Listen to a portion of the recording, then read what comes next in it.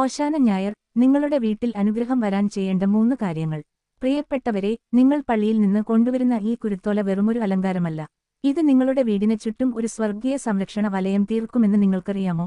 പലരും ഇത് പള്ളിയിൽ നിന്ന് വാങ്ങി വീട്ടിലെ ഏതെങ്കിലും ഒരു മൂലയിൽ കൊണ്ടുപോയി വെക്കുന്നു. എന്നാൽ ഇത് കൃത്യമായ രീതിയിൽ ഉപയോഗിച്ചില്ലെങ്കിൽ, ഇതിലൂടെ ലഭിക്കേണ്ട വലിയൊരു ആത്മീയ അനുഗ്രഹം നിങ്ങൾക്ക് നഷ്ടപ്പെടുകയാണ് ചെയ്യുന്നത്. സാത്താൻ നിങ്ങളുടെ വീടിന്റെ പടിവാതിൽക്ക് നിൽക്കുമ്പോൾ അവനെ തുരത്താൻ ഈ ഒരു കുരുത്തോലക്ക് സാധിക്കുമെന്ന് എത്ര പേർക്കറിയാം? നിങ്ങളുടെ ജീവിതത്തെ വിജയത്തിലേക്കും ദൈവാനുഗ്രഹത്തിലേക്കും നയിക്കുന്ന പോസിറ്റീവ് വിങ്സ് ടു സക്സസ് എന്ന ചാനലിലേക്ക് എല്ലാവർക്കും സ്വാഗതം. ഇന്ന് നമ്മൾ സംസാരിക്കുന്നത് ഓശാന ഞായറിലെ കുരുത്തോലയുടെ ആത്മീയ രഹസ്യങ്ങളെക്കുറിച്ചും നിങ്ങളുടെ വീട്ടിൽ ഐശ്വര്യം നിറയാൻ ഇന്ന് ചെയ്യേണ്ട 3 പ്രധാന കാര്യങ്ങളെക്കുറിച്ചുമാണ്. ഈ വീഡിയോയുടെ അവസാന ഭാഗത്ത് നിങ്ങളുടെ വീടിനെ തിന്മകളിൽ നിന്ന് സംരക്ഷിക്കാൻ ഈ കുരുത്തോല വീടിന്റെ ഏത് ഭാഗത്താണ്, ഏത് പ്രാർത്ഥനയോടെയാണ് വെക്കേണ്ടത് എന്ന അതീവ രഹസ്യമായ കാര്യം ഞാൻ വെളിപ്പെടുത്തുന്നതാണ്. അതുകൊണ്ട് ഒരു നിമിഷം പോലും കളയാതെ അവസാനം വരെ കാണുക. എന്താണ് ഓശാന ഞായർ? ഈശോ ജെറുസലേമിലേക്ക് രാജാവായി എഴുന്നള്ളിയതിന്റെ ഓർമ്മ പുതുക്കലാണിത്. ജനങ്ങൾ ഒലിവ് ചില്ലകളും ഈന്തപ്പനയോലകളും വീശി ഓശാന പാടി അവനെ സ്വീകരിച്ചു. ഇന്ന് നമ്മൾ കൈകളിലേന്തുന്ന കുരുത്തോല ക്രിസ്തുവിനെ നമ്മുടെ ജീവിതത്തിന്റെ രാജാവായി സ്വീകരിക്കുന്നതിന് അടയാളമാണ്. കത്തോലിക്ക സഭയുടെ പഠനമനുസരിച്ച് ആശീർവദിച്ച കുരുത്തോല ഒരു സാക്രമെന്റൽ അഥവാ തിരുശേഷിപ്പിന് തുല്യമായ അനുഗ്രഹവസ്തു ആണ്. ഇത് വെറുമൊരു ഓല അല്ല, മറിച്ച് ദൈവത്തിന്റെ ആശീർവാദം പേർന്ന ഒന്നാണ്. നിങ്ങളുടെ വീട്ടിൽ അനുഗ്രഹം വരാൻ ചെയ്യേണ്ട ഒന്നാമത്തെ കാര്യം കുരുത്തോല ആദരവോടെ സ്വീകരിക്കുക എന്നതാണ്. പള്ളിയിൽ നിന്ന് കുരുത്തോല ലഭിക്കുമ്പോൾ അത് അശ്രദ്ധമായി കൈകാര്യം ചെയ്യരുത്.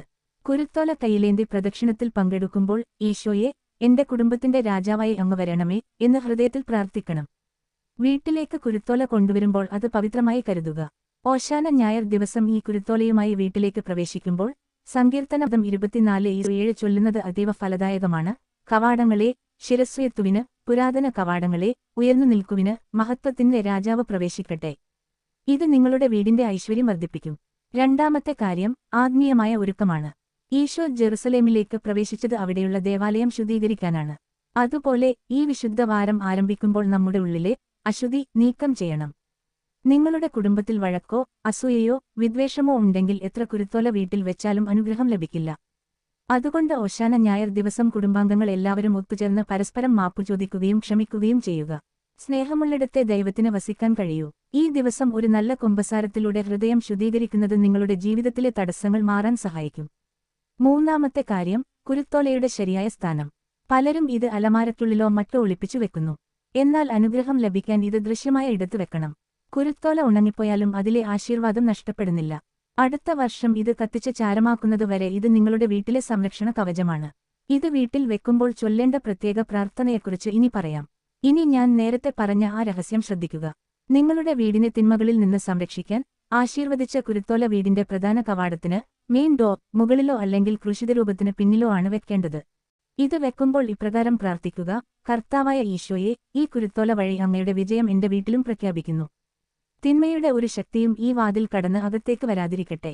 പഴയ കുരുത്തോലകൾ ഒരിക്കലും ചപ്പുചവറുകളിൽ കളയരുത്. അത് പള്ളിയിൽ തിരികെ ഏൽപ്പിക്കുകയോ അല്ലെങ്കിൽ ആദരവോടെ കത്തിച്ചു കളയുകയോ ചെയ്യുക. ഈ ഓശാന ഞായർ നിങ്ങളുടെ ജീവിതത്തിൽ വലിയ മാറ്റങ്ങൾ കൊണ്ടുവരട്ടെ. ഈ വീഡിയോ നിങ്ങൾക്ക് ഉപകാരപ്പെട്ടുവെങ്കിൽ ആമേൻ എന്ന് കമന്റ് ചെയ്യുക. നിങ്ങളുടെ സുഹൃത്തുക്കൾക്കും ബന്ധുക്കൾക്കും ഈ അറിവ് ഷെയർ ചെയ്യുക. Positive wings to success subscribe ചെയ്യാൻ മറക്കരുത്. ദൈവം നിങ്ങളെ സമൃദ്ധമായി അനുഗ്രഹിക്കട്ടെ.